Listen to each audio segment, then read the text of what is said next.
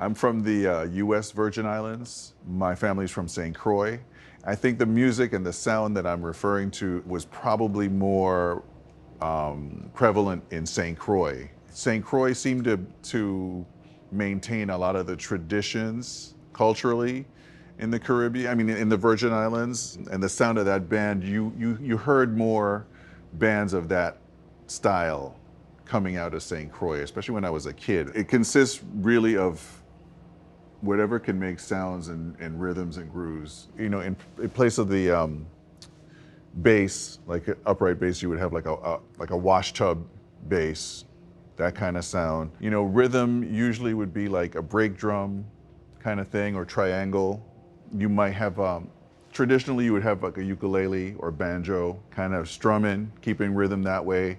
And then you'd have someone singing or flute or a saxophone, a lot of flute, you know, and over the years it evolved into having like a modern drum kit, bass players, you know, guitarists, but the high bell rhythm, you know, that break drum kind of thing, kind of, you know, stayed a part of the sound. So that's loosely how I understand it, just from my memory growing up listening to that sound.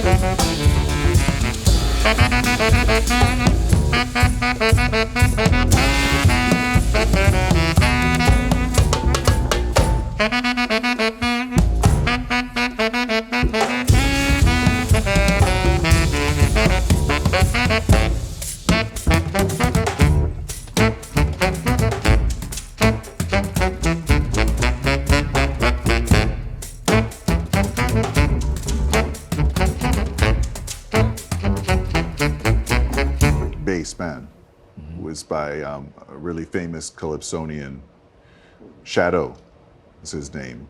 And that was a big hit for him. When I was a kid, my parents took me to the Calypso tent in St. Thomas, and all the big names, throughout the Caribbean would come and compete, and as well as the local calypsonians in this week-long competition, and they would crown like a king of the Calypso tent or a queen of the Calypso tent at the end of the week. So I was just blown away by his performance. And I remember this song forever. So as I was thinking of something to record in the sparse setting, and I thought, oh, that would be a great line to play together with the bass. Actually use the vehicle of the sparsity, right?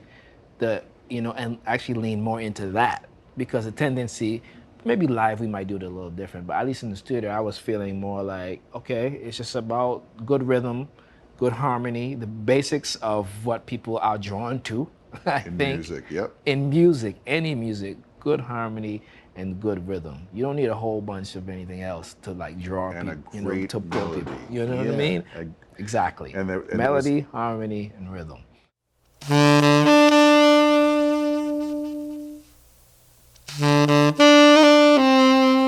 I think I wrote that melody when she was an infant, and I didn't finish it for years.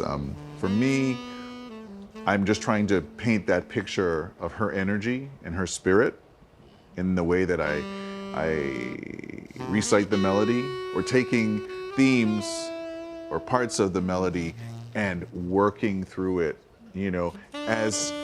which I think is synonymous to someone, their growth. I tend to approach music that way a lot too, but I mean, in this case, I mean, there's no other way to really play the song.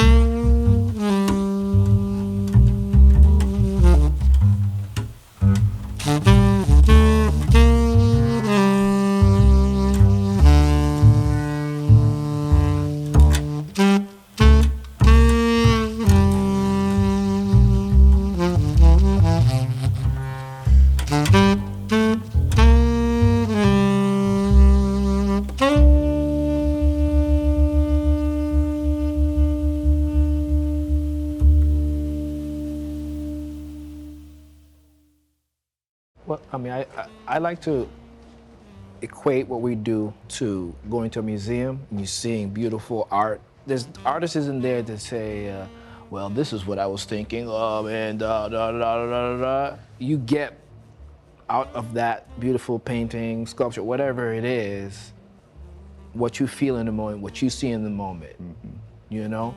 And, you know, I think, you know, through improvisation, through group improvisation, this is considered very high art. You know what I mean? Art on the highest level. You know what I mean? Because it's in the moment, right? What you experience now will never, ever be experienced. In that, you hear us play tomorrow, it will be different. I think like with my personal sound, I was always kind of going for the sort of like ethos of jazz where you're supposed to have your own identity. You're supposed to try to be creative and come up with new sounds. And like the pieces of metal that I have, they could sort of mimic a break drum, but I also use other frame drums that definitely are not from that specific, you know, part of the world or something, just because that's the sound that I like, and I like that combination. I also think it really works really well with the trio from an acoustic sort of like balancing aspect.